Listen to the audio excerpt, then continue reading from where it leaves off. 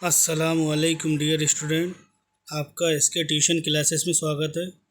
आज हम क्लास 12 का सेक्रेटरियल प्रैक्टिस पेपर सॉल्व करेंगे जो 18 फरवरी 2025 को है।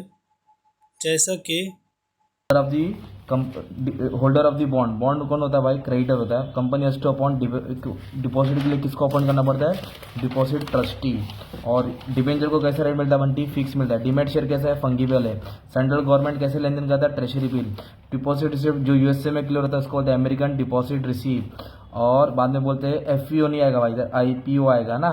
बोनस शेयर क्या है? किसको देते हैं? Equity share holder. नकली था बंटी, एकदम नकली था भाई, एकदम जो पढ़ाया था।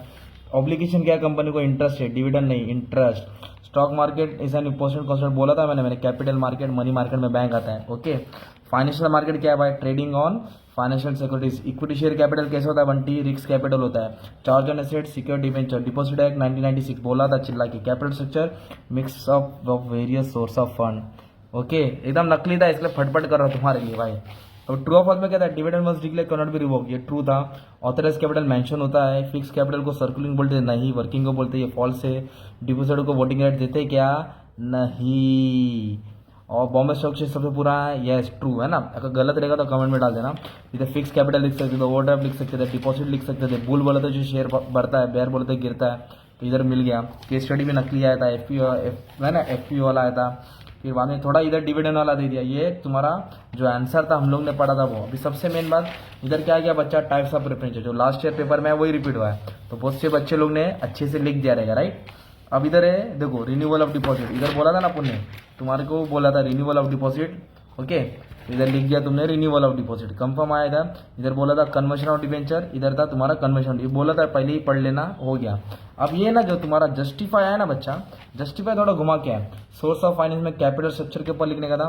इधर टाइप्स ऑफ डिबेंचर समझाने का था। इधर तुमको डिपॉजिट के रिलेटेड था। इधर डिपॉजिट डिमैट के ऊपर लिखने का, मतलब दो लिखने का था। अब जो लिखा हुआ बादशाह है। डिस्टिंग्विश बच्चा 4 का 4 आया ना भाई, डिस्टिंग्विश देखना। शेयर डिबेंचर बोला था तुमको, है ना।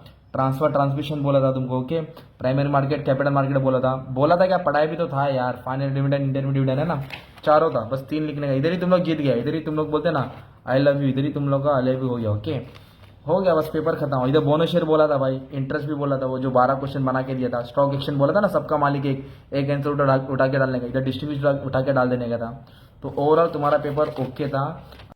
तो आपका इस तरह से सेक्रेटरियल प्रैक्टिस पेपर था जो हमने अभी सॉल्व किया है, और इसी तरीके से हमने और दूसरे पेपर भी सॉल्व किए हैं।